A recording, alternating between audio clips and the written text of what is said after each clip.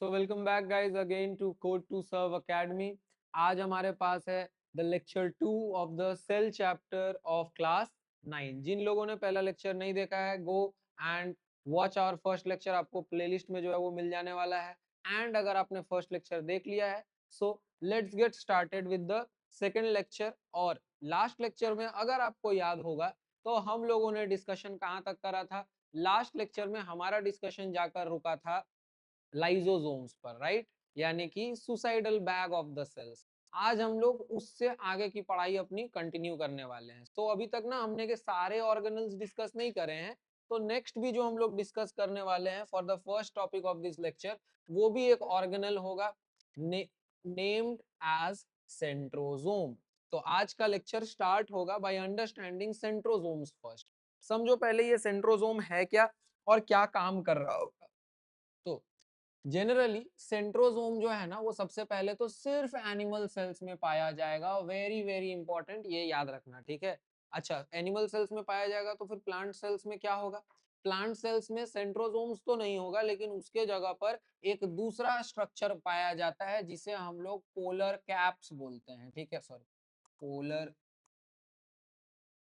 Polar caps कहते हैं, जो कि किसमें होता है? प्लांट्स में होता है इंस्टेड ऑफ सेंट्रोसोम्स, ठीक है।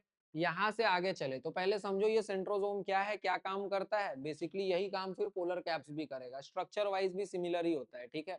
देखो, सेंट्रोसोम बेसिकली सेंट्रियोल के सराउंडिंग रीजन में पाया जाता है। फाइबर लाइक स्ट्रक्चर होता है, जो कि और पतले पतले फाइबर्स, जिनको कि टिब्यूल्स कहते हैं, उससे मिल करके बना हुआ होता है। यहाँ तक कोई प्रॉब्लम नहीं है? पहले समझ में आ रहा है क्या है ये सेंट्रोसोम्स?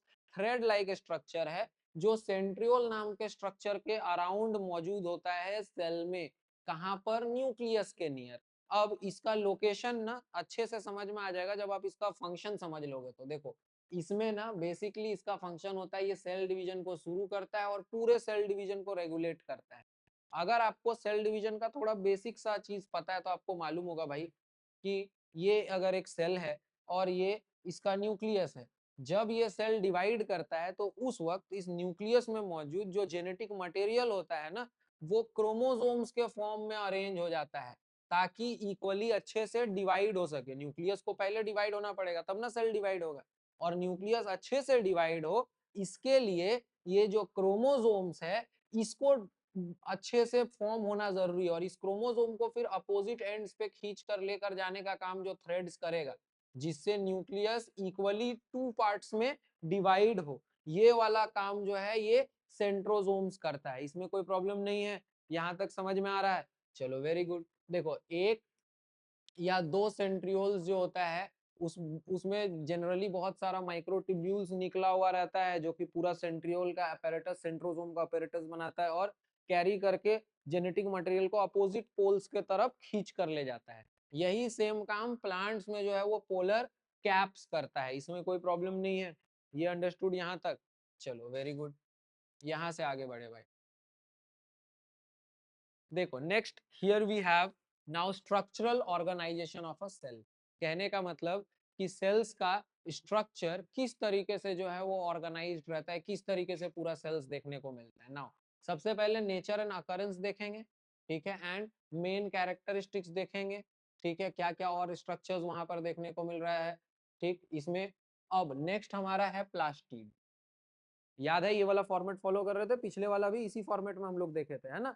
कौन सा पार्ट है, क्या उसका कैरेक्टरिस्टिक्स है, कैसा उसका स्ट्रक्चर है, कैसे काम करता है। देखो यहाँ पर अब प्लास्टिड्स ये सिर्फ प्लांट सेल में पाया जाएगा। अभी से पहले वाला सिर्फ एनिमल सेल में था, ये सिर्फ किस में है? सिर्फ प्लांट सेल में है। खासियत क्या होती है इसकी?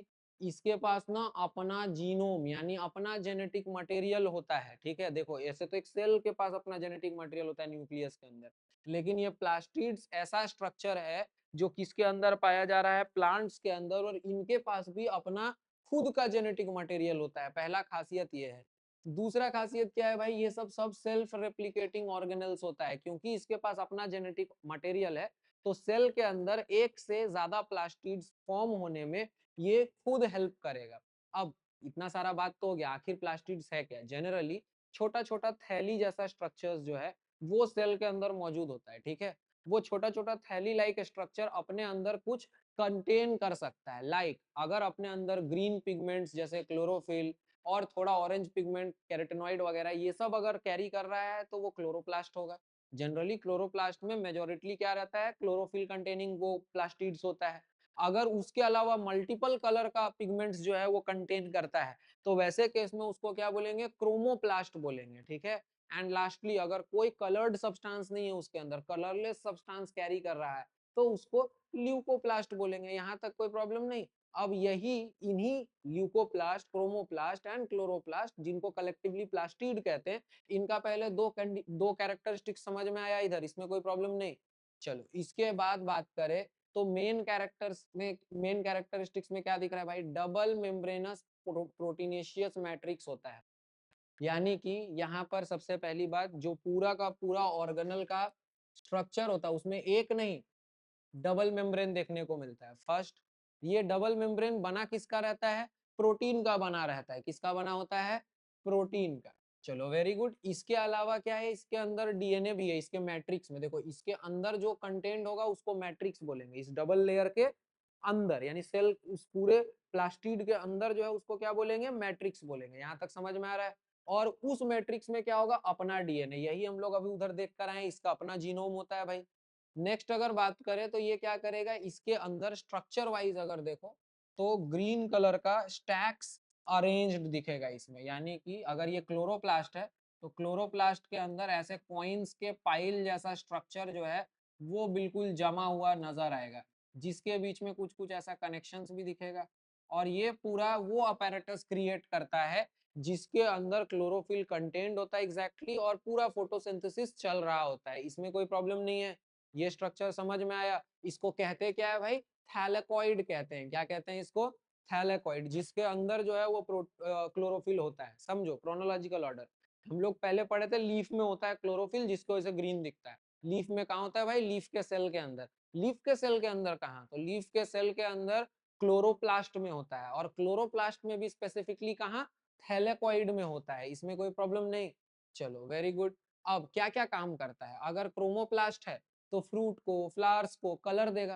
क्यों, क्योंकि उसके पास मल्टीपल कलर्ड पिगमेंट्स जो है वो मौजूद है। इसमें कोई प्रॉब्लम नहीं।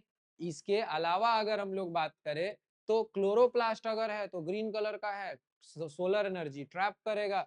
और सोलर एनर्जी ट्रैप करके किस में हेल्प करेगा, फोटोसिंथेसिस करने में हेल्प करेगा। इसमें कोई प्रॉब्लम नहीं। एंड अगर ल्यूकोप्लास्ट है तो उसके अंदर कोई कलर्ड पिगमेंट नहीं है, ठीक है। कोई भी कलर पिगमेंट नहीं, तो फिर वो काम क्या करेगा भाई, स्टोरेज का काम करेगा, ठीक है। Basically it is like a store house या store room of the cell, ठीक है, जहां पर कुछ कुछ चीजें वो स्टोर कर सकता है, काम का भी। एंड इन सम केसेस अगर कुछ बेकार चीज भी है तो इससे पहले कि सेल से एक्सक्रीशन हो, उससे पहले तक उसको उसमें होल्ड करके रख सकता है। इसके अलावा ये ल्यूकोप्लास्ट जैसा कुछ काम जो है वो वैक्यूल्स भी करता है इन सम स्पेशल केसेस, ठीक है। लेकिन ल्यूकोप्लास्ट ज्यादा अच्छे तरीके से स्टोरेज और चीजों को ट्रांसपोर्ट करने का काम कर सकता है विद इन द सेल। आगे देखो, नेक्स्ट है हमारे पास न्यूक्लियस, ठीक।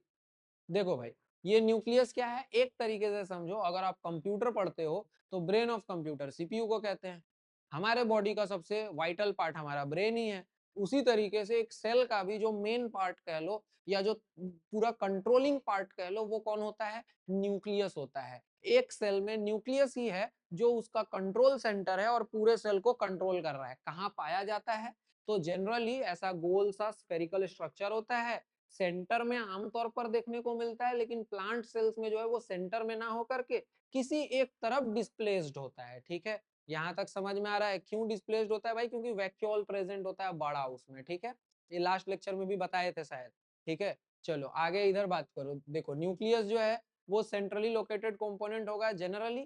क्या खासियत है न्यूक्लियस का, पूरा स्टोरी जो है वो एक बार मैं समझा देता हूँ, कोई प्रॉब्लम ही नहीं होगी आपको, ठीक है। देखो यहाँ एक सेल, इस सेल के अंदर एक और मेम्ब्रेन जिसको बोलते हैं न्यूक्लियर मेम्ब्रेन। क्या कहते हैं, न्यूक्लियर मेम्ब्रेन।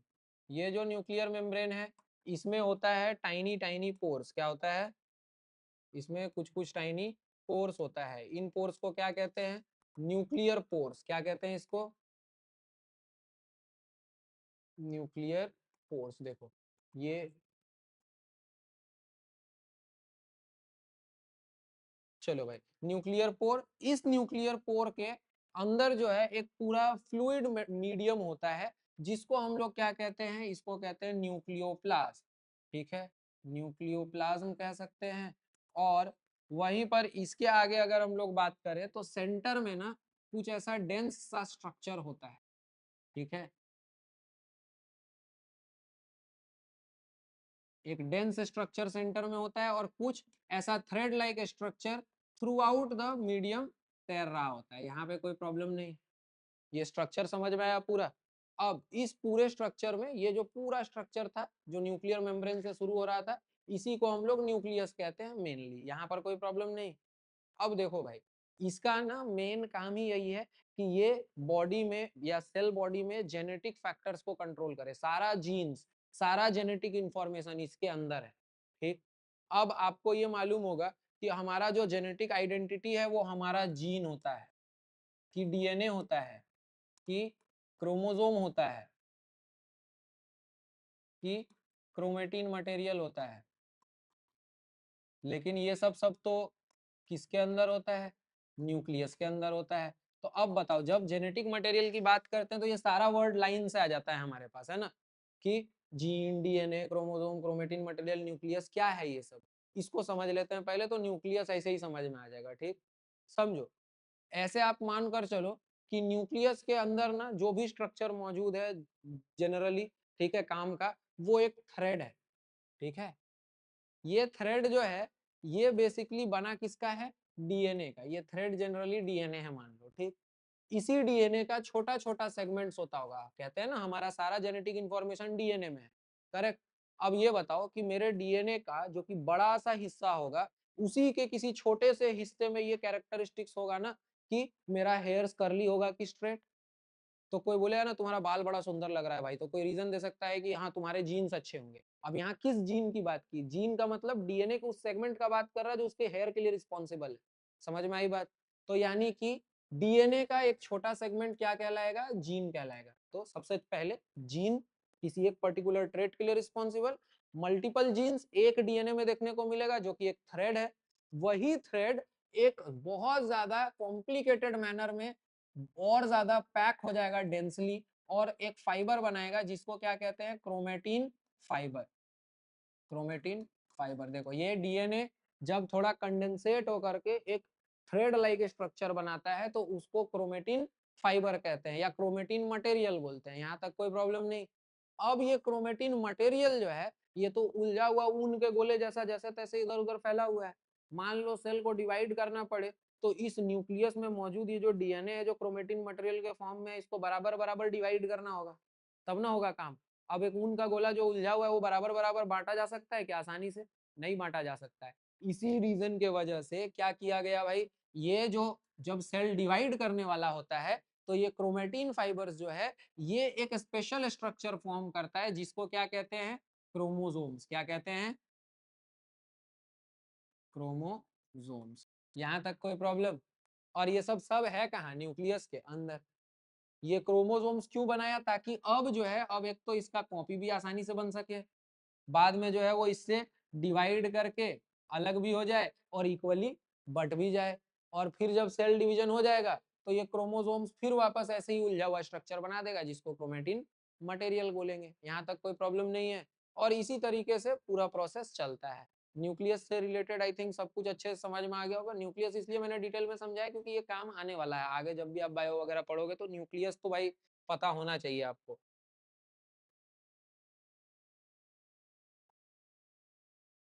ओके, अब उससे तो ज्यादा ही देख लिए हम लोग जितना यहाँ है। क्या करता है ये, सेल फंक्शंस को रेगुलेट करता है, सेल साइकिल को चलाता है। सेल का फंक्शन यानी सेल के अंदर रेस्पिरेशन हो रहा है वो भी न्यूक्लियस कंट्रोल करेगा, करवाएगा नहीं, वो तो माइटोकॉन्ड्रिया के अंदर होगा, लेकिन कंट्रोल करेगा। सेल के अंदर कब कहाँ क्या करना है ट्रांसपोर्ट, ये भी वो कंट्रोल करेगा।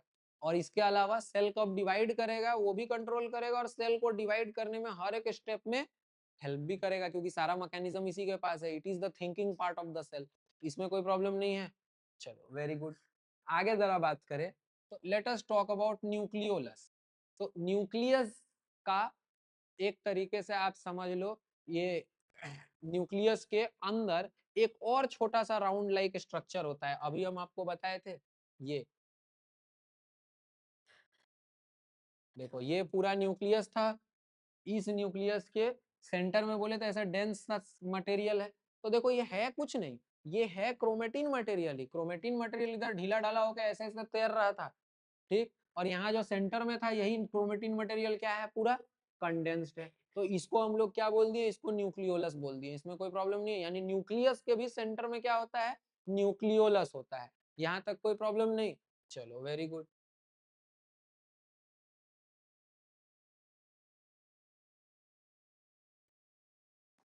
ये जो न्यूक्लियोलस है, ये न्यूक्लियस के अंदर है सेल के, ये तो बता दिए सेंटर पे है, बिल्कुल डेंस स्ट्रक्चर है, वेरी गुड। इसका नंबर एक या एक से ज्यादा भी हो सकता है कई बार, लेकिन मैक्सिमम केसेस में एक ही न्यूक्लियोलस जो है वो एक न्यूक्लियस के अंदर देखने को मिलता है। और इसका शेप कैसा होगा, न्यूक्लियस के जैसा ही राउंड शेप का होगा, ठीक है। इसी के अंदर मेजर जो जितना भी डीएनए का एक्टिविटीज होता है वो न्यूक्लियोलस के अंदर मैक्सिमम देखने को मिलता है। जैसे डीएनए का क्या एक्टिविटी, डीएनए से राइबोसोम्स बनता है, ठीक। ये राइबोसोम्स वही है स्ट्रक्चर जो बाद में प्रोटीन बनाने का काम करता है। राइबोसोम्स के बारे में ऑलरेडी हम लोगों ने डिस्कस किया था। अब देखो राइबोसोम प्रोटीन कैसे बना पाता है, तो राइबोसोम प्रोटीन बनाने के लिए खुद कहाँ से जो है वो बन करके आया रहता है, न्यूक्लियोलस से बनकर आया रहता है। तो न्यूक्लियोलस में जो डीएनए है वो प्रो ये राइबोसोम्स को बनाते समय कुछ आरएनए सिंथेसाइज करता है, ठीक है। और वो आरएनएस जो है वो बाद में कन्वर्ट होता है किसमें, प्रोटीन में। ये सारी चीजें आप लोग हायर क्लास में जाकर पढ़ने वाले हो, ठीक है। चलो अभी के लिए बस इतना याद रखना कि ये न्यूक्लियोलस वही पार्ट है न्यूक्लियस के अंदर जहां क्या बन रहा है, प्रोटीन बन रहा है या कह लो राइबोसोम्स बन रहा है, ठीक है, फंक्शनल पार्ट। नेक्स्ट, ये पार्टिसिपेट करता है प्रोटीन सिंथेसिस में, जो बोले थे कैसे, तो फॉर्म करता है और स्टोर करता है आरएनएस को। देखो हमारे बॉडी में जो न्यूक्लियस है ना, इसी के अंदर डीएनए है, डीएनए में ही सारा इंफॉर्मेशन है, समझना बात को, है ना, ये वाला। क्या आपने कभी सोचा है कि आपके बॉडी में आपके सेल के अंदर जो डीएनए है, उस डीएनए के इंफॉर्मेशन को आपका बॉडी समझता कैसे है, आपका सेल कैसे समझता है, समझ पा रहे हो, लाइक कॉपी में कुछ लिखा हुआ है तो आप उसको रीड करके समझ पाते हो, ठीक है, क्योंकि आपको लैंग्वेज आती है। लेकिन क्या डीएनए में जिस लैंग्वेज में इंफॉर्मेशन लिखा हुआ है, क्या हमारी बॉडी को वो लैंग्वेज आती है, no, our body doesn't know that that language, जिसके वजह से हमारी बॉडी डीएनए के इंफॉर्मेशन को नहीं समझ पाती है। बल्कि होता क्या है, एक छोटा सा मैकेनिज्म काम करता है, हमारे बॉडी का वो डीएनए जिसे कुछ एक्सप्रेस करना रहता है उसको कन्वर्ट होना पड़ता है। कन्वर्ट होना पड़ता है किसमें, आरएनए में। किसमें कन्वर्ट होना पड़ता है, आरएनए में। और फिर वो आरएनए कन्वर्ट होता है किसमें, प्रोटीन में। तब जा करके हमारा बॉडी इस लैंग्वेज को समझता है। प्रोटीन जो है वो सेल्स का लैंग्वेज के तौर पर आप याद रख सकते हो। What is the language of cell कोई पूछे तो यू कैन से प्रोटीन। क्यों, क्योंकि देखो हमारा बॉडी तो कम्युनिकेट करता है, चलो भाई, नर्वस सिस्टम से, ठीक। तो वो तो डिफरेंट डिफरेंट ऑर्गन सिस्टम्स और पूरा टिश्यूज ही कम्युनिकेट कर लिया। लेकिन सोचो किसी ऐसे ऑर्गेनिज्म के बारे में जो कि यूनिसेलुलर है, वहां तो कोई नर्वस सिस्टम नहीं है, चलो अकेला सेल है भाई। मान लो सिंपल मल्टी सेलुलर है, वहां कोई नर्वस सिस्टम नहीं है, मल्टीपल सेल्स भी है, वहां पर सेल्स कैसे कम्युनिकेट करेगा, by the help of protein. और हमारे बॉडी में भी सेल्स इंडिविजुअली प्रोटीन की मदद से कम्युनिकेट कर रहे हैं, लेकिन वो कम्युनिकेशन हमारे ब्रेन का कम्युनिकेशन नहीं है, ये वो कम्युनिकेशन है जिससे सेल्स आपस में कोऑर्डिनेट करता है। समझ में आ रही है बात, इसमें कोई प्रॉब्लम नहीं। चलो वेरी गुड। नेक्स्ट आगे बात करें अब हम लोग क्या है।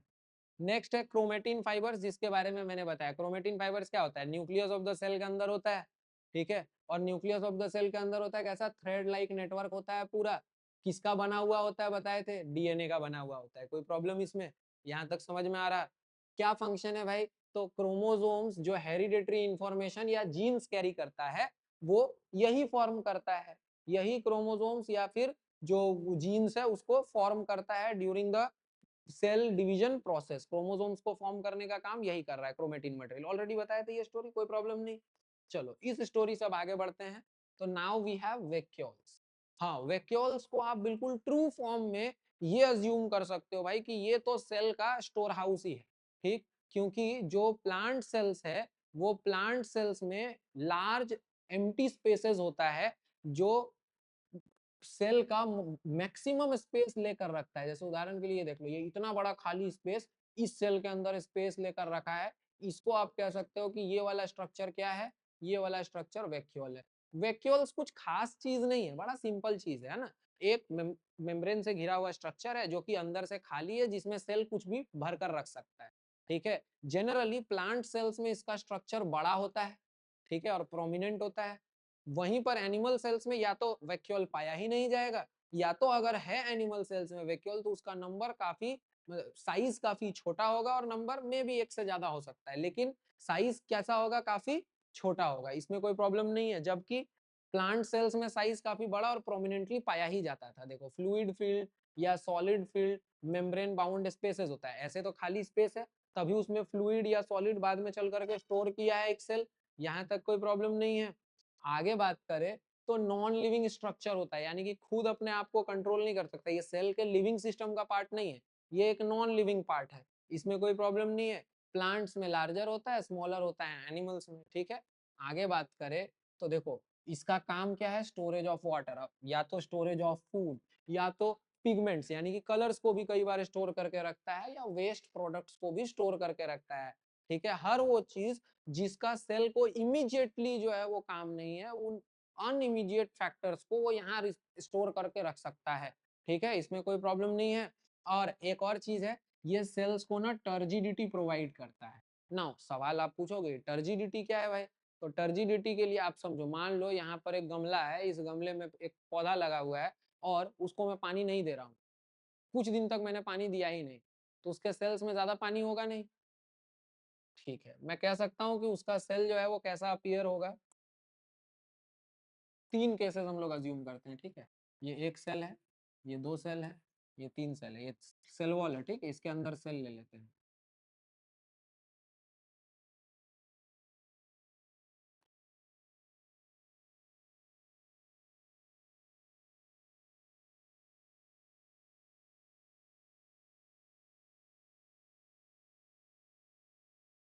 दो ही केस लो, उसी में समझ में आ जाएगा। देखो भाई, ये वाला आपको दिख रहा है कि ये सेल जो है वो कैसे सेल वॉल के साथ अच्छे खासे गैप में है ना, सेल वॉल और सेल के बीच में गैप दिख रहा है।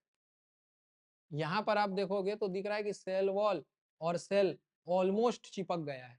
अब मैं कहूँ कि ये दोनों सेम ही सेल है, खाली कंडीशन अलग है। ये सेल ना तब है जब वो पौधा को रखे थे और कुछ हफ्तों तक पानी ही नहीं दिए, जिसके कारण सेल्स में पानी की कमी हो गई। पानी की कमी हुई तो बेचारे के वैक्यूल से भी एक्स्ट्रा वाटर जो था वो निकाल लिया गया। समझो, घर में किसी चीज की कमी हो जाए तो स्टोर हाउस तो खाली हो ही जाएगा समय के साथ, धीरे धीरे। तो इसका स्टोर हाउस खाली हो गया समय के साथ, जिसके कारण सेल श्रिंक हुआ। सेल के श्रिंक हो जाने के कारण देखो, जो पत्ता ऐसे मस्त खिला हुआ रहता था वो अब लूज पड़ गया, ऐसे मुरझा गया। क्यों मुरझा गया? क्योंकि सेल्स लूज हो गया वहां। ठीक है, जबकि अब हम अगर देखेंगे कि पानी अज्यूम करें कि अच्छे अमाउंट में है, वो पानी बिल्कुल एब्जॉर्ब करके रखा हुआ है, तो अब वैक्यूल में भी पानी की कमी होगी नहीं, वैक्यूल भी अच्छा से स्वोलन अप रहेगा। ठीक, और देखो ये सेल बिल्कुल अच्छे से चिपका हुआ रहेगा सेल वॉल के साथ, और बिल्कुल टर्जिड स्टेज को मेंटेन करेगा, यानी कि अपना एक स्वेल्ड फॉर्म जो है वो मेंटेन करेगा, जिसके वजह से आप देखो पत्ता बिल्कुल स्ट्रॉन्गली अपने शेप को मेंटेन करेगा, होल्ड करेगा, टच करने पर लगेगा कि हाँ भाई पौधे में जान है अभी इसमें, है ना। और जैसे ही जो है वो पानी रिलीज हो जाता है, वैसे ही लगता है मुरझा गया। तो टर्जिडिटी मेंटेन करने में अब आप ध्यान से देखना, क्या साइटोप्लाज्म का अमाउंट दोनों में बदला है? साइटोप्लाज्म तो अभी भी उतना ही है, ठीक, लेकिन खाली क्या चेंज हो गया, वैक्यूल का साइज चेंज हो गया। तो देखो वैक्यूल का साइज चेंज होकर के कैसे ये टर्जिडिटी मेंटेन करने में हेल्प किया। अब समझ में आया, इसमें कोई प्रॉब्लम नहीं है। चलो वेरी गुड, यहाँ से आगे बढ़ते हैं। वैक्यूल के बाद है ग्रैन्यूल्स। देखो ग्रैन्यूल्स ना ऐसा नॉन लिविंग स्ट्रक्चर्स है, ठीक, जो कि ऐसे बहुत ग्रेट इंपॉर्टेंस का नहीं है, लेकिन हाँ सबका कुछ ना कुछ इंपॉर्टेंस होता है। ठीक है, अब लेकिन अभी आपके इस क्लास में बहुत ग्रेट इंपॉर्टेंस का नहीं है। क्या खासियत है इसका वो समझो। नॉन लिविंग स्ट्रक्चर है, क्रिस्टल्स हो सकता है, कोई ऐसा पार्टिकल हो सकता है, कोई ड्रॉपलेट हो सकता है जो सेल के अंदर ऐसे घूम रहा है, ठीक है, ग्रेन्युलर फॉर्म में। यहाँ तक कोई प्रॉब्लम नहीं है। फंक्शन क्या होगा, तो जनरली ये ग्रेन्युलर फॉर्म में जो भी सब्सटेंस घूम रहा है, कई बार ये काम का या कई बार ये वेस्ट प्रोडक्ट भी हो सकता है। उदाहरण के लिए स्टार्च हो सकता है प्लांट सेल्स में, ठीक है, क्योंकि वो तो उसको स्टार्च के फॉर्म में कार्बोहाइड्रेट को स्टोर कर लेता है पौधा। हमारे बॉडी में या एनिमल बॉडी में ये क्या हो सकता है, ग्लाइकोजेंस हो सकता है, जो कि क्या करेगा, बेसिकली पूरा जो है वो हमारा जो भी एक्सेस फूड होता है उसको स्टोर कर लेगा in the form of glycogen, जिससे कि हमारा जो क्या कहते हैं इन केस ऑफ इमरजेंसी जब जरूरत पड़े एनर्जी की तो वो ग्लाइकोजन ब्रेक हो और हमें फूड या एनर्जी मिले वहां से। ठीक है, ये दोनों भी तो सेल के अंदर मौजूद हो सकता है इन्हीं ग्रेन्युलर पार्टिकल्स के फॉर्म में।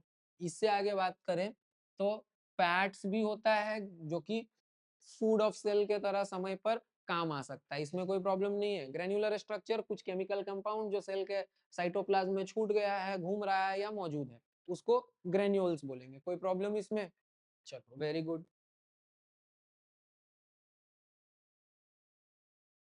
Let us move ahead. देखो भाई, अब प्लांट सेल और एनिमल सेल, कहने को तो सेल है, हमने यहाँ कहा कि अभी हम लोग जो भी चीज पढ़ेंगे इस पूरे चैप्टर में, है ना, वो ये चीज पढ़ेंगे कि ज्यादातर सेल्स में सिमिलर फीचर्स क्या है, हम लोग वही सिमिलर फीचर्स डिस्कस करेंगे। ठीक, अब उन सिमिलर फीचर्स के बीच में भी कुछ डिफरेंसेस है भाई, मेजोरिटली प्लांट और एनिमल सेल में। ठीक है, एनिमल्स का सेल थोड़ा डिफरेंट होता है प्लांट्स के कंपैरिजन में। क्या डिफरेंस होता है, शुरू से लास्ट तक नोट करते हैं हर पॉइंट पे। ठीक है, लाइक फर्स्ट पॉइंट से स्टार्ट करते हैं। सेल वॉल के मामले में तो आपको मालूम होगा प्लांट्स में सेल वॉल होता है, एनिमल्स में नहीं होता है। Do we really need cell walls? हम लोग को सेल वॉल मिल जाएगा तो उल्टा हमारा नुकसान है, हमारा बॉडी का एजिलिटी फ्लेक्सिबिलिटी जो है उस पर शायद रिस्क हो सकता है। समझ में आ रही है बात? तो हमारा सेंस ऑफ लाइफ जो है वो अलग है और प्लांट्स का अलग है, उनको एक ही जगह पे खड़े रहना है। सोचो, आपको आपके सामने कोई कुल्हाड़ी लेकर आए तो आप पहले ही दौड़कर खड़े हो जाओगे, लेकिन पौधा कुछ नहीं कर सकता है। कुल्हाड़ी लेकर आए, कोई बजाड़ते रहे मारते रहे, वो एक जगह फिक्स्ड रहने के लिए बना है। कुल्हाड़ी वाली बात तो खैर बात की है, वो कितने तरह का मौसम, कितना तेज हवा, जब फल और फूल और अलग अलग तरीके का स्ट्रक्चर उसमें डेवलप होता है तो कितना वजन वो सहता है और उसको कोई डैमेज नहीं पहुंचता है सिर्फ खड़े रहने से। और वहीं मैं अगर आपको बोल दूं कि आपको 1 घंटे खड़े रहना है बिल्कुल स्ट्रेट, तो आपके पूरे पैरों में दर्द हो जाएगा। रीजन, हमारा बॉडी मैकेनिकल स्ट्रेंथ को इस तरह से नहीं प्रोवाइड करता है, हमारा बॉडी प्रमोटेड नहीं है to be at stationary position. लेकिन उनका बॉडी ऐसे ही बनाएगी भाई, स्टेशनरी पोजिशन में रहना है तुमको, इसीलिए सेल वॉल वहां जरूरी एक्स्ट्रा लेयर ऑफ प्रोटेक्शन भी देता है। ठीक, सेल वॉल जनरली प्लांट्स में जो होता है वो सेल्यूलोज का बना होता है ना। What is cellulose? तो cellulose is a kind of complex sugar. ठीक है, सेल्यूलोज की खासियत ये है भाई, ये केमिकली इतना ज्यादा जो है वो कह लो स्टेबल कह लो या फिर टफ कह लो, इतना टफ होता है कि बायोलॉजिकल प्रोसेस सिंपल जिसको डाइजेशन कहते हैं, आम डाइजेशन से ये सेल्यूलोज ब्रेक नहीं होता है। इस सेल्यूलोज को ब्रेक करने के लिए जो लोग प्लांट खाते हैं, यानी जो ऑर्गेनिजम्स प्लांट खाते हैं, रॉ प्लांट या रॉ लीव्स, उनको जो है दो प्रोसेस एक्स्ट्रा करना पड़ता है। एक तो एक्स्ट्रा फिजिकल ब्रेकडाउन, अच्छे तरीके से खाने को पार्शियली ब्रेकडाउन करने के बाद फिर से एक बार चबाना पड़ता है। ठीक है, और दूसरे तरफ उनके गट में कुछ बैक्टीरिया होते हैं जिनको मिथेनोजन कहते हैं। ये मिथेनोजन बैक्टीरिया सेल्यूलोज को ब्रेक करता है और हेल्प करता है डाइजेशन में। सोचो कितना मुश्किल है सेल्यूलोज को डाइजेस्ट करना। यही प्लांट्स को इतना समय तक सरवाइव करवाया एक तरीके से, क्योंकि बहुत सारे तरीके का कंडीशंस झेल पाता है इस सेल्यूलोज के बेसिस। चलो यहाँ से आगे बढ़े तो एनिमल सेल्स में नहीं होता है, दैट्स ऑल। इससे ज्यादा क्या डिस्कस करेंगे भाई, एनिमल सेल्स में नहीं होता है, नहीं होता है तो नहीं होता है। चलो आगे देखें, सेल मेम्ब्रेन के बारे में बात करें। ठीक, तो सेल मेम्ब्रेन जो है वो अगेन दोनों में होता है। सेल मेम्ब्रेन प्लांट सेल्स में भी दिखेगा और एनिमल सेल्स में भी दिखेगा। ठीक है, लेकिन यहाँ सेल मेम्ब्रेन सेल वॉल के अंदर होगा और यहाँ अकेला यही होगा, पहला बाउंड्री यही है और इकलौता बाउंड्री यही है, इसमें कोई प्रॉब्लम नहीं। अच्छा ये बताओ, प्लांट्स के अलावा भी क्या कोई ऑर्गेनिजम्स होते हैं जिनमें सेल वॉल होता है? हाँ, कुछ ऐसे सर्टेन बैक्टीरियाज हैं जिनमें सेल वॉल दिख सकता है, डिफरेंट देन प्लांट्स। ठीक है, सेल्यूलोज का नहीं बना होगा। फंगी में भी सेल वॉल होता है, मेड अप ऑफ काइटिन। ठीक है, काइटिन नाम का एक शुगर होता है वहां पर, उससे फंगी का सेल वॉल बनता है। ठीक है, now moving up to the next, centrosome के स्ट्रक्चर में भी होता है अंतर। क्या अंतर होता है सेंट्रोजोम के स्ट्रक्चर में? सेंट्रोजोम्स प्रेजेंट नहीं होता है प्लांट सेल में, मैंने बताया था, जबकि एनिमल सेल्स में होता है। सेंट्रियोल्स भी एब्सेंट होता है और इधर एनिमल्स में प्रेजेंट होता है। ये वही चीज है जो मैं ऑलरेडी एक बार बता चुका हूँ। चलो आगे देखें तो वैक्यूल्स, इसके बारे में भी डिफरेंस ऑलरेडी हमने डिस्कस किया था, अभी जस्ट पहले देख लो। इधर जो है एक बहुत बड़ा प्रोमिनेंट मौजूद होगा या बहुत सारा मौजूद हो सकता है, ज्यादा ही बड़ा बड़ा साइज का। वहीं पर इधर या तो बहुत स्मॉल साइज का और टेम्पररी मौजूद रहेगा वैक्यूल्स, या तो रहेगा ही नहीं। यहाँ तक समझ में आ रहा है? चलो वेरी गुड। यहाँ से आगे चलूं तो प्लास्टिड्स के बारे में बात करें। प्लास्टिड्स भी स्पेशल सेल्स है जो सिर्फ और सिर्फ कहाँ पाया जाएगा, स्पेशल सेल ऑर्गेनल्स है जो सिर्फ प्लांट्स में पाया जाएगा, इधर एनिमल्स में पाया नहीं जाएगा। नेक्स्ट बात करते हैं साइज। प्लांट सेल्स ना जनरली एनिमल सेल के कंपैरिजन में एवरेज लार्ज होता है, लेकिन लार्जेस्ट सेल जो है वो ऑस्ट्रिच का अंडा है जो प्लांट सेल नहीं है, ठीक है। ऑन एन एवरेज में बात कर रहा हूँ। On an average plant cells जो है वो एनिमल सेल्स से बड़ा होता है, ठीक है, और एनिमल सेल्स छोटा होता है यूजुअली, इसमें कोई प्रॉब्लम नहीं। साइटोप्लाज्म कैसा होता है, बहुत ज्यादा डेंस नहीं होता है, यानी बहुत गाढ़ा साइटोप्लाज्म नहीं दिखता है प्लांट्स में, जबकि एनिमल्स में ज्यादा डेंस और ग्रैन्युलर साइटोप्लाज्म दिखता है, यानी साइटोप्लाज्म में ग्रेन्स होता है, पार्टिकल्स मौजूद होता है। इसमें कोई प्रॉब्लम है? यहां तक समझ में आ रहा। नेक्स्ट अगर देखें तो अरेंजमेंट ऑफ साइटोप्लाज्म कैसा होता है, कहता है only a thin lining of cytoplasm देखने को मिलता है, जिसको कि उसको भी साइड साइड में पुश कर दिया जाता है वैक्यूल के द्वारा, ठीक। जबकि इधर में साइटोप्लाज्म का अमाउंट बहुत ज्यादा होता है और ऑलमोस्ट इंटायर सेल को साइटोप्लाज्म ही फिल करके रखता है, क्योंकि कोई बड़ा वैक्यूल तो है नहीं इधर एनिमल सेल में। यहाँ तक समझ आ रहा? चलो यहाँ से आगे बढ़े तो we have other differences like shape generally rectangular होता है प्लांट सेल्स का, जबकि एनिमल सेल्स का जनरल शेप कैसा होता है, ओवल देखने को या स्फेरिकल देखने को मिलता है, ठीक है। लेकिन ये बात याद रखना, cells can be of variety of shapes, ठीक है, अलग अलग शेप्स का होगा दुनिया भर का, लेकिन सिर्फ और सिर्फ जो है ऐसे इन जनरल बात करें तो in general plants rectangular cells जो है वो शो करता है, जबकि एनिमल्स में स्फेरिकल सेल्स जो है वो शो होता है, इसमें कोई प्रॉब्लम नहीं है। चलो वेरी गुड। और लास्टली बात करें स्टोरेज मटेरियल की, तो देखो हमारे सेल्स में यानी एनिमल सेल्स में स्टोर होता है glycogen as form of reserve food material, जबकि प्लांट सेल्स में क्या होता है, स्टार्च, स्टार्च जो है वो स्टोर होता है। अच्छा, ये दोनों ही चीजें ऑलमोस्ट कार्बोहाइड्रेट से ही कन्वर्ट होकर के स्टोर हुआ है, ठीक है, इसमें कोई प्रॉब्लम नहीं है। चलो, जहां पर प्लांट अपना कार्बोहाइड्रेट खुद बनाया था और हमें कार्बोहाइड्रेट कहाँ से मिला, हमने प्लांट से ले लिया। देखो भाई, you can pause the video and look at the diagram and you can even compare जो मैंने कहा था कि स्ट्रक्चर वाइज क्या क्या basic differences animal cell and plant cell में दिख रहा है, ठीक है। आप देखो, अगर मैं वो रेक्टेंगुलर वर्ड को ऐसे रिलेट करूं कि देखो इसका शेप जो है उसमें स्ट्रेट लाइंस का प्रेजेंस दिख रहा है, दिख रहा है, देखो इसके शेप में स्ट्रेट लाइन का प्रेजेंस दिख रहा है, यानी एजी है ज्यादा प्लांट सेल। जबकि आप देखो एनिमल सेल जो है वो एजी ना होने के बजाय कैसा है, राउंडिश शेप का है, इसमें कोई प्रॉब्लम नहीं, इसका राउंडनेस ज्यादा है, इसमें एजीनेस दिख रहा है। तो एग्जैक्टली रेक्टेंगल और नॉट रेक्टेंगल करके याद करने से अच्छा है आप ऐसे याद रख लो, ठीक है, इसमें कोई प्रॉब्लम नहीं है। चलो वेरी गुड। नाउ एक और डिवीजन ऑफ सेल के बारे में बात करें, that is prokaryotic and eukaryotic. अभी हमने न्यूक्लियस का स्ट्रक्चर पढ़ा था, जैसा न्यूक्लियस मैंने आपको ड्रॉ करके दिखाया वैसा न्यूक्लियस सिर्फ यूकैरियोटिक सेल्स में होता है, प्रोकैरियोटिक सेल्स में वैसा न्यूक्लियस नहीं होता है, ठीक है। इसी अंतर के बेसिस पे, न्यूक्लियस के स्ट्रक्चर के अंतर के बेसिस पे ही दो तरीके का क्या देखने को मिलता है हमें, सेल्स देखने को मिलता है, जिसमें अच्छे से well developed and well recognisable nucleus होता है एक न्यूक्लियर मेम्ब्रेन के अंदर, उसे कहते हैं हम लोग यूकैरियोटिक सेल। और जिसमें वेल डिफाइंड न्यूक्लियस एब्सेंट होता है उसे कहते हैं हम लोग प्रोकैरियोटिक सेल। इसमें कोई प्रॉब्लम है? यहां तक समझ आ रहा? चलो वेरी गुड। अच्छा देखो, यहाँ पर अगर न्यूक्लियस ही एब्सेंट है तो न्यूक्लियोलस दिखेगा? नहीं दिखेगा, ठीक। जबकि इधर अगर न्यूक्लियस प्रेजेंट है प्रॉपर, तो प्रॉपर न्यूक्लियस में मैंने ड्रॉ करके दिखाया था ना, न्यूक्लियोलस होता है वहां पर।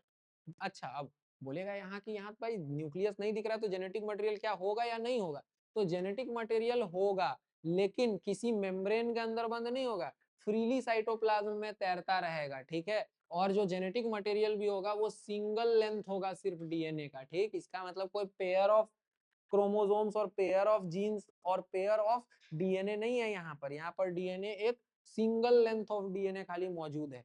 जबकि जेनेटिक मटेरियल इधर कैसा होगा, यहाँ पर आपको दिखेगा यूकैरियोटिक सेल में कि एक तो डीएनए मौजूद भी है और बहुत सारा सेगमेंट्स जो है वो डीएनए का मौजूद है अलग अलग प्रोटीन्स के अराउंड वाउंड अप। यानी डीएनए का अमाउंट जो मौजूद है सेल के अंदर वो भी बहुत ज्यादा है in case of eukaryotic cells. And next देखो भाई, सेल ऑर्गेनल्स के नाम पे ना ऑलमोस्ट सारा सेल ऑर्गेनल्स एब्सेंट होता है किसमें, प्रोकैरियोटिक सेल्स में। खास तौर पर ऐसा सेल ऑर्गेनल्स जो किसी मेम्ब्रेन से घिरा हो वो तो बिल्कुल एब्सेंट हो देखने को मिलता है। सेल ऑर्गेनल्स के नाम पे खाली यहाँ मिलता क्या, राइबोसोम, सिर्फ क्या मिलता है, राइबोसोम्स, जो कि कॉमन है किसमें किसमें, प्रोकैरियोटिक और यूकैरियोटिक में। बाकी यूकैरियोटिक में राइबोसोम और उसके अलावा बाकी हर तरीके का ऑर्गेनल्स मिल रहा है, माइटोकॉन्ड्रिया है, इंडोप्लाज्मिक रेटिकुलम है, गोल्गी कॉम्प्लेक्सेस है, इसमें कोई प्रॉब्लम नहीं। जबकि इधर सिर्फ क्या है, इधर सिर्फ राइबोसोम है और ये राइबोसोम तो उसके पास भी है। हाँ, अंतर क्या है, दोनों का जो राइबोसोम का टाइप है वो भी डिफरेंट होता है, ठीक है। ये स्मॉलर, ये कम डेंसिटी वाला राइबोसोम होता है किसमें, प्रोकैरियोटिक सेल्स में, और जबकि यूकैरियोटिक सेल्स में ज्यादा डेंस राइबोसोम देखने को मिलता है, ठीक है। चलो let us talk about the cell division. अब क्योंकि न्यूक्लियस का स्ट्रक्चर है नहीं इसके पास, इसके पास है न्यूक्लियस के जगह पर इसमें जो स्ट्रक्चर होता है ना उसको न्यूक्लियोइड कहते हैं। क्या कहते हैं, न्यूक्लियोइड। तो इसके पास न्यूक्लियोइड है, इसके पास न्यूक्लियस है, और दोनों हेल्प तो सेल डिवीजन में करता था। तो क्या सेल डिवीजन में कोई अंतर आएगा, तो कहता है सेल डिवीजन जो है ना वो फिजन, बर्डिंग, इनसे जो होता है किसी प्रकार का माइटोसिस नहीं देखने को मिलता है, ठीक है। जो माइटोसिस हम लोग नॉर्मल सेल्स में देखते हैं जब डिवाइड होता है तो इक्वेशनल डिवीजन, वो यहाँ पर देखने को नहीं मिलता है। जबकि इधर यूकैरियोटिक सेल्स में दो प्रकार से सेल डिवीजन हो सकता है, या तो माइटोसिस होगा या तो मियोसिस होगा, ये दोनों प्रोसेसेस वहां पर देखने को मिलेगा। आगे बात करें एग्जाम्पल की, तो देखो भाई प्रोकैरियोटिक सेल्स में बैक्टीरिया, ब्लू ग्रीन एल्गे, ये सब एग्जाम्पल हो सकता है। जबकि बात करें अगर यूकैरियोटिक सेल्स की, तो यूग्लेना, अमीबा, प्लांट, एनिमल्स, ये सब यूकैरियोटिक सेल्स का एग्जाम्पल है, ठीक है। यहाँ तक कोई प्रॉब्लम नहीं है पहले तो समझने में भाई। चलो ठीक है, एक बात और याद रखना कि यूकैरियोटिक सेल्स हमेशा हमेशा क्या रहेगा, यूनिसेलुलर फॉर्म में ही रहेगा प्रोकैरियोटिक सेल्स, ठीक है। जबकि यूकैरियोटिक सेल्स जो होता है ये क्या हो सकता है, यूनिसेलुलर भी हो सकता है और मल्टीसेलुलर भी हो सकता है। लाइक यहाँ देखो यूग्लिना यूनिसेलुलर होता है लेकिन यूकैरियोटिक का एग्जाम्पल है, अमीबा यूकैरियोटिक होता है, ठीक है, यूनिसेलुलर है। जबकि प्लांट्स, एनिमल्स से तो मल्टीसेलुलर फॉर्म में पाए जाते हैं यूकैरियोट्स है। जबकि इधर देखो बैक्टीरिया, ब्लू ग्रीन एल्गे, ये सब का सब यूनिसेलुलर ही है, कोई मल्टीसेलुलर एग्जाम्पल नहीं है इसका। इसमें कोई प्रॉब्लम है, चलो वेरी गुड, यहाँ तक भी समझ में आ रहा है सभी को। आगे समझो भाई, कुछ कॉमन पॉइंट्स बात कर ले, ठीक है। सारा लिविंग ऑर्गेनिजम्स जो साइज में ग्रो करता है वो क्यों करता है, increase in number of cells के वजह से। जब नंबर ऑफ सेल्स बढ़ता है किसी ऑर्गेनिज्म में तो उसमें ग्रोथ होता है। लाइक अगर मैं अभी 40 केजी का हूँ और मैं 80 केजी का हो जाऊं तो मेरा नंबर ऑफ सेल्स जो है वो थोड़ा बहुत बढ़ा होगा, ये नहीं कहूंगा कि एग्जैक्टली डबल हो गया होगा, ठीक है, क्योंकि वेट बढ़ने में और भी चीजों का बिल्डअप होता है, सेल के विद इन भी सेल का डेवलपमेंट होता है, ठीक। लेकिन स्टिल मैं कह सकता हूँ कि नंबर ऑफ सेल्स इंक्रीज हुआ तब किसी चीज का ग्रोथ या डेवलपमेंट हुआ। कोई एक छोटा बच्चा बड़ा होता है तो number of cells during that period बढ़ता है उसके बॉडी में, यहाँ तक कोई प्रॉब्लम नहीं है। चलो वेरी गुड। अब आगे बात करें रिपेयर। रिपेयर के दौरान भी जो है वो सेल डिवीजन होता है और नंबर ऑफ सेल्स बढ़ता है, पुराने वर्न आउट सेल्स को रिप्लेस करता रहता है न्यूअर सेल्स सेल डिवीजन के प्रोसेस से। ये चीज समझ में आ रहा है, चलो वेरी। इसी वजह से हमारे बॉडी में ये सेल डिवीजन का प्रोसेस जो है चलता रहता है। इसको जरा ध्यान से समझना, रिपेयर वाला, ठीक है। बॉडी में हमेशा पुराना सेल्स खराब होता रहता है, उसको नए सेल से रिप्लेस करते रहते हैं। ये हमारे बॉडी के ऑलमोस्ट ऑलमोस्ट मैक्सिमम सिस्टम के साथ होता है, ठीक है। अब ये चीज पूरी उम्र चलता है, लेकिन जब कोई इंसान अर्ली एजेस में होता है तो अर्ली एजेस में रिपेयर की क्षमता ज्यादा होती है। तो जो भी चीज डैमेज हो रहा है वो रिपेयर तेजी से होता है और डैमेज कम, जिसके वजह से ओवरऑल एक ग्रोथ फेज दिखता है, ठीक। जब एक इंसान मेच्योरिटी पे पहुंच जाता है तो अब ये कंस्ट्रक्टिव और डिस्ट्रक्टिव फेजेस ऑलमोस्ट इक्वलाइज हो जाता है, जिसकी वजह से नो फर्दर डेवलपमेंट खास नहीं दिखता है। कुछ डैमेज हो रहा है तो वो चीज खाली रिपेयर हो गया, ठीक हो गया, बस इतना ही। लेकिन जैसे जैसे लेटर एजेस के तरफ पहुंचते हैं हमारे बॉडी का जो कंस्ट्रक्टिव पावर है वो कम होने लगता है, और जिसके वजह से जो वर्न आउट और डैमेज्ड पार्ट्स है, जिसके वजह से डिफरेंट फिजियोलॉजिकल एक्टिविटीज अफेक्ट हो रहा है, वो समय के साथ क्या नहीं हो पाता है, रिपेयर नहीं हो पाता है। दैट इज वाई हम लोग कहते हैं कि एक बॉडी ओल्ड हो गया। एक बॉडी ओल्ड होने के साथ ही साथ अपने रीजनरेशन के कैपेसिटी को खोता जाता है। इसमें कोई प्रॉब्लम है? ये चीज समझ में आ रहा? चलो वेरी गुड। नेक्स्ट बात कर ले मूवमेंट की। तो मूवमेंट भी जो है ना वो सेलुलरली ही कंट्रोल किया जाता है, ठीक है, सेलुलर पार्ट्स ही कंट्रोल करता है। अब आप बोलोगे ठीक है भाई, अमीबा का समझ में आ रहा है कि वो अपने सेल का शेप चेंज करके तैर रहा है पानी में, लेकिन हमारा क्या, हमारे में आप देखो कि जब हम लोग अपना पैर या हाथ मूव करते हैं तो उसके पीछे मसल सेल्स रिस्पॉन्सिबल नहीं है क्या? सिर्फ मसल सेल्स है क्या? उस मसल सेल तक मैसेज पहुंचाने और ये पूरा थॉट लेने के पीछे कि मुझे मूव करना है, क्या न्यूरॉन्स नहीं है, नर्व सेल्स नहीं है? तो हमारे बॉडी के मूवमेंट के पीछे भी है कौन एग्जैक्टली exactly? है तो सेल्स ही। इसमें कोई प्रॉब्लम नहीं है। अच्छा, अब मूवमेंट के लिए जो सेल्स यूज होता है वो यूजुअली कॉन्ट्रैक्टाइल नेचर का होता है। जैसे हमारा मसल्स कॉन्ट्रैक्टाइल नेचर का जो है वो सेल है, यानी कि अपने शेप को क्या कर सकता है, कॉन्ट्रैक्ट एंड रिलैक्स कर सकता है। इसमें कोई प्रॉब्लम नहीं है। Next, late us talk about feeding and nutrition. तो देखो, आप ये मानकर चलो कि कोई अपने एलिमेंट्री कैनाल में खाना डाल के डाइजेस्ट कर लेता है, या फिर बाहर डाइजेस्ट करके सक आउट कर लेता है, जैसे कि मक्खी वगैरह करती है। इन सभी केसेस में आप देखोगे कि खाना बॉडी के अंदर जाने के बाद इंटरैक्शन सेलुलर लेवल पे ही होता है, एब्जॉर्प्शन सेलुलर लेवल पे ही होता है, और एनर्जी ऑलमोस्ट सारा सेल इंडिविजुअली अपने अपने लिए खुद बनाता है। इसमें कोई प्रॉब्लम है? पहले यहां तक समझ में आ रहा? चलो वेरी गुड। Now रेस्पिरेट circulation. अगर ब्लड है, ठीक है, तो वैसे केस में सेल्स जो है, ब्लड सेल्स स्पेशल फ्लूइड के मदद से मूव करता है, जिसके वजह से जो है पूरा सर्कुलेशन का प्रोसेस अलग अलग बॉडी पार्ट्स में चलता है। और ये सब सब भी सेलुलरली कैसे कैरी हो रहा है? लाइक आपके हार्ट का एक स्पेशल सेल से अगर हार्ट नहीं बना होता तो लोग पैदा होने के बाद ही थक जाते। उदाहरण के लिए समझो कि अभी मैं कहूँ आपको कुछ मत करो, बस हाथ ऐसे प्लेज के फॉर्म में जो है वो होल्ड करके रखो, तो सिर्फ 5 मिनट के अंदर अंदर हाथ ऐसे होल्ड किए में आपका दर्द होने लगेगा और एक टाइम के बाद आपको हाथ नीचे करना पड़ेगा, जबकि आप कुछ नहीं कर रहे थे, लिटरली कुछ नहीं कर रहे थे, हाथ बस उठा हुआ था। ठीक, लेकिन आप देखो कि आपका हार्ट का मसल जो है वो तब से धड़क रहा है जब से आप पैदा भी नहीं हुए थे, और जब मर जाओगे तब तक धड़केगा।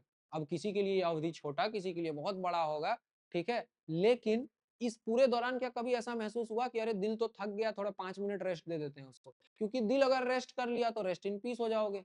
ठीक है, यानी कि ये हार्ट एक स्पेशल मसल जिससे कार्डिक मसल से बना हुआ है। हार्ट बना है कार्डिक मसल का, अगर मसल अलग है यानी कि उसका सेल्स भी डिफरेंट होगा।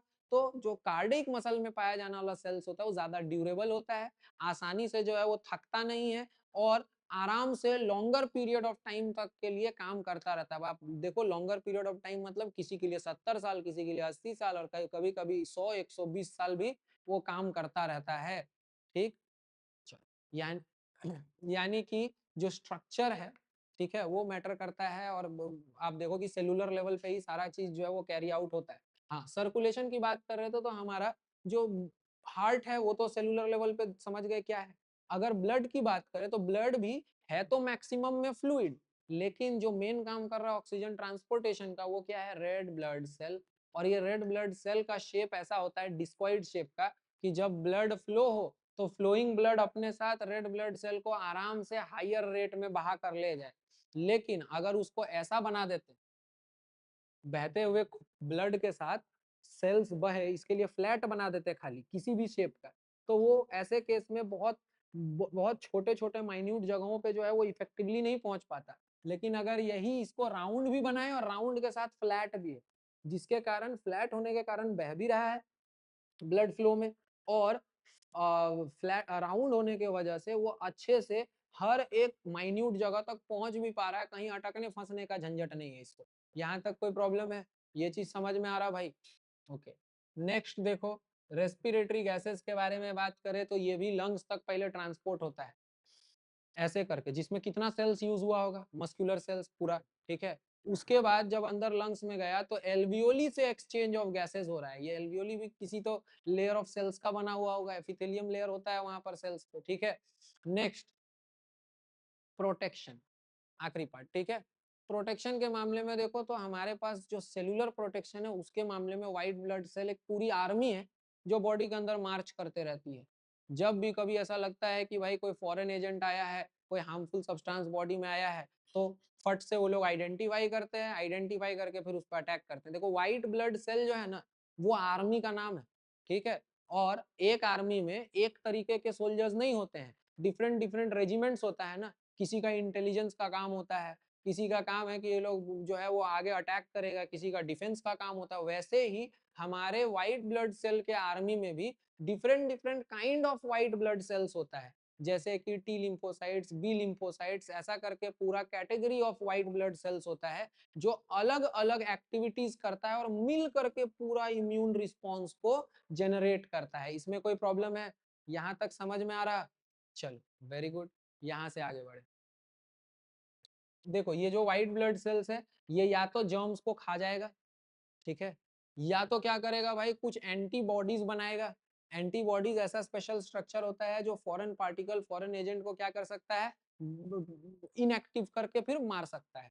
या फिर एंटी टॉक्सिन्स बनाएगा। मान लो कोई ऐसा सेल नहीं आया है ना, कोई ऐसा बैक्टीरिया, वायरस, प्रोटोजोआ नहीं अटैक किया, बल्कि क्या हुआ, कुछ ऐसा प्रोटीन आ गया बॉडी के अंदर जो जहरीला है, तो उससे भी फाइट करने में हेल्प करता है यही white blood cells, anti toxins बना करके। एक स्टेज तक आप समझो हर किसी का बॉडी जो है ना वो हर वक्त बहुत सारे ऐसे पॉइजनस और बहुत सारे ऐसे हार्मफुल सब्सटेंसेस और हार्मफुल चीजों के कांटेक्ट में होता है, ठीक है।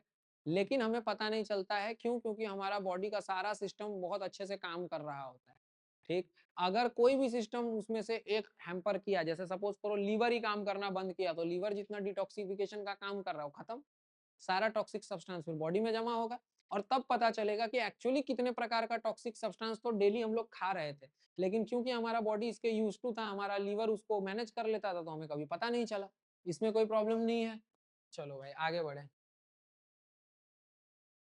देखो जो सेंसेशन है टच का, पेन का, हीट का, कोल्ड का, ये सब सब जो है वो किस तरीके से हमारे सेंसरी सेल्स जो कि स्किन में मौजूद है, या जहां से भी हम लोग ये सारा सेंसेस ले सकते हैं वहां मौजूद है, वहां से हम लोग ले लेते हैं, ठीक है। देखो कैसे जो ब्रेन है वो इन्हीं सेंसेशंस को पाने के बाद या तो हमारे मसल्स को या तो हमारे ग्लैंड्स को क्या कर सकता है, मैसेज भेज सकता है टू क्रिएट गुड रिस्पॉन्स। इसमें कोई प्रॉब्लम नहीं है। चलो वेरी गुड। और थर्मोरेगुलेशन क्या है? थर्मोरेगुलेशन समझो।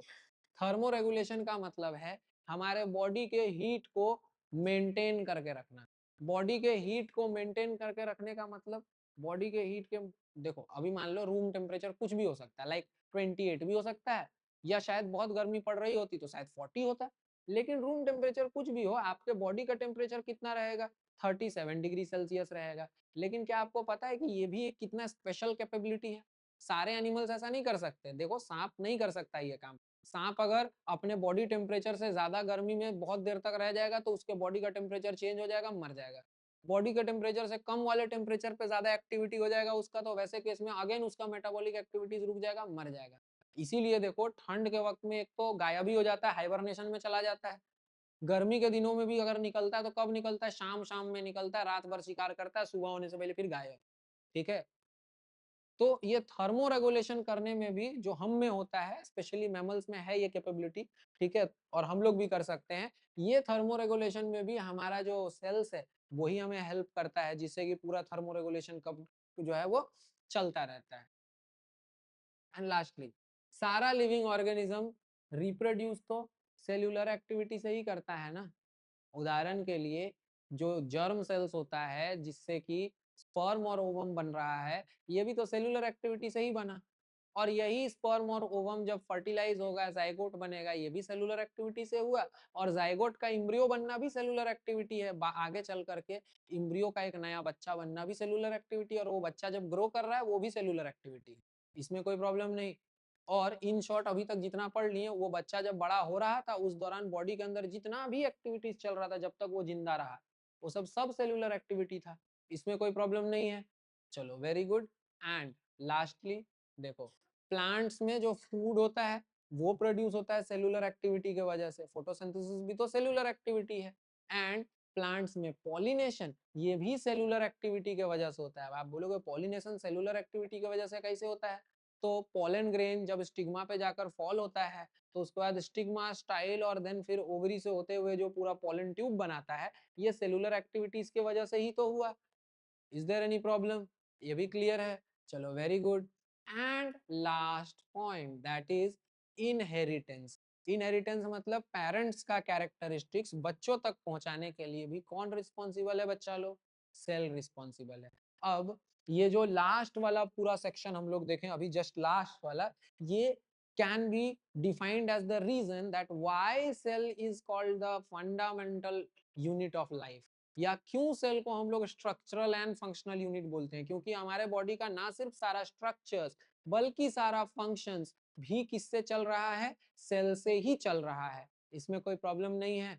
सो that was all for the cell chapter बच्चा लोग। अब सेल चैप्टर तो कंप्लीट हो गया है। आई होप कि सेल चैप्टर आपको अच्छे से समझ में आ गया होगा। अगर सीधा आपने सेकंड लेक्चर देखा, जाओ जाकर फर्स्ट लेक्चर भी देखो to have an complete knowledge regarding this chapter. अब यहाँ पर टाटा बाय बाय, लेक्चर होता है खत्म बच्चा लोग। मिलता हूँ मैं आपसे फिर नेक्स्ट लेक्चर में किसी और इंटरेस्टिंग टॉपिक और लेक्चर के साथ।